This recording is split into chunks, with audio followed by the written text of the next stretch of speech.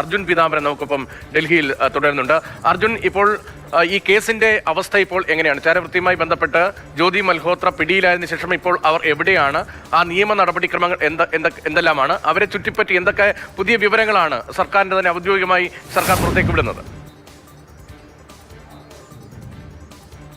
ജ്യോതി മൽഹോത്ര ഇപ്പോൾ ജുഡീഷ്യൽ കസ്റ്റഡിയിലാണ്. അവർ ഹിസാർ ജയിലിലാണുള്ളത്. കഴിഞ്ഞ 23-ാം തീയതി, ജൂൺ 23-ാം തീയതിയാണ് അവരുടെ ജുഡീഷ്യൽ കസ്റ്റഡി. അത് 2 ആഴ്ചത്തേക്ക് കൂടി നീട്ടിയുള്ളൊരു ഉത്തരവ് പുറപ്പെടുവിച്ചതും ഇന്ന് ജൂലൈ 7-ാം തീയതി അവരുടെ വീണ്ടും ആ കേസിൽ വാദം നടക്കാൻ പോവുകയാണ്. അവരുടെ ജുഡീഷ്യൽ കസ്റ്റഡിയെ സംബന്ധിച്ച്, അതായത് ഈ കസ്റ്റഡി കാലാവധി നീട്ടണമോ അതല്ല മറ്റെന്തെങ്കിലും തരത്തിലേക്ക് പോകണമോ എന്നുള്ള കാര്യത്തിൽ ഇന്ന് വീണ്ടും വാദം കേൾക്കാൻ പോവുകയാണ്. അതിനിടയിൽ ഇവർ ജാമ്യം നൽകണമെന്നുള്ള കാര്യം കൂടി ആവശ്യപ്പെട്ട് കോടതിയെ സമീപിച്ചിരുന്നു. ആ ഒരു ആവശ്യം തള്ളിക്കൊണ്ട് കോടതി ഉത്തരവും നിലവിൽ വന്നിരുന്നു. ഇപ്പോൾ ഈ ജ്യോതി മൽഹോത്ര ഉള്ളത് ഹരിയാന പോലീസിന്റെ കസ്റ്റഡിയിലാണെങ്കിൽ പോലും നടക്കുന്നത് IBയും അതുപോലെ തന്നെ റോയും മറ്റ് NIA ഉൾപ്പെടെയുള്ള സംഘങ്ങൾ ഇവരെ ചോദ്യം ചെയ്യുന്നുണ്ട്. പ്രധാനമായിട്ടും അന്വേഷിക്കുന്ന കാര്യം, ഈ ജ്യോതി മൽഹോത്രയ്ക്ക് നമ്മുടെ ഡിഫൻസ്, നമ്മുടെ സൈനിക തലത്തിലുള്ള വിവരങ്ങളോ മറ്റു കാര്യങ്ങളോ അറിയില്ല. അത്തരം കാര്യങ്ങൾ അവർക്ക് ലഭിച്ചിട്ടുമില്ല. മറിച്ച് പാകിസ്ഥാൻ ചാര സംഘടനകൾക്ക് വിവരശേഖരണം നടത്താൻ വേണ്ടി ജ്യോതി മൽഹോത്രയുടെ വീഡിയോകൾ അവർ പകർത്തിയിട്ടുള്ള ദൃശ്യങ്ങൾ വഴിവെച്ചിട്ടുണ്ടോ? പ്രത്യേകിച്ചും കേരളത്തിലാണെങ്കിൽ കൊച്ചിൻ ഷിപ്പ്യാർഡിലടക്കം അവർ വന്നിട്ടുണ്ട്.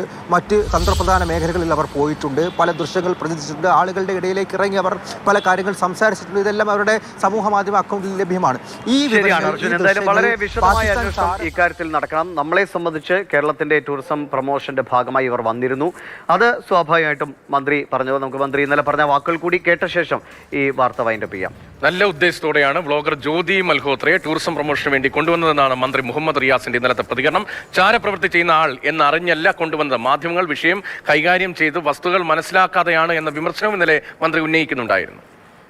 നമ്മൾ എല്ലാം നല്ല ഉദ്ദേശത്തോടെയാണല്ലോ ചെയ്യുന്നത്. എത്രയോ കാലമായി കേരളത്തിൽ എങ്ങനെയാണോ ഇത്തരം കാര്യങ്ങൾ ചെയ്യുന്നത് അതുപോലെയാണ് ടൂറിസം വകുപ്പ് ഇപ്പോഴും ചെയ്യുന്നത്. എല്ലാ കാര്യങ്ങളും ആ അർത്ഥത്തിലാണ് ചെയ്യുന്നത്. ബാക്കി കാര്യങ്ങൾക്ക് ഊഹിച്ചാൽ പോരെ ഇതിലൊക്കെ എന്താന്ന്. ചാരപ്രവൃത്തിക്ക് വേണ്ടിയിട്ട് ഓരോവിടെ വിളിച്ച് അതിൻ്റെ എല്ലാ സൗകര്യം ചെയ്തു കൊടുക്കുന്ന സർക്കാരോ മന്ത്രിമാരാണോ കേരളത്തിൽ? ഇത്തരം പ്രചരണം നടത്തുന്നവരോട് പറയാനുള്ളത്, ഒരു തരത്തിലുള്ള ഭയവും ഇത്തരം പ്രചരണത്തിലില്ല. ഇത്തരം പ്രചരണത്തോട് പുല്ല് വിലയാണ്. കാരണം ജനം ഞങ്ങളുടെ കൂടെയുണ്ട്. ജനം അതൊക്കെ മനസ്സിലാക്കുന്നുണ്ട്.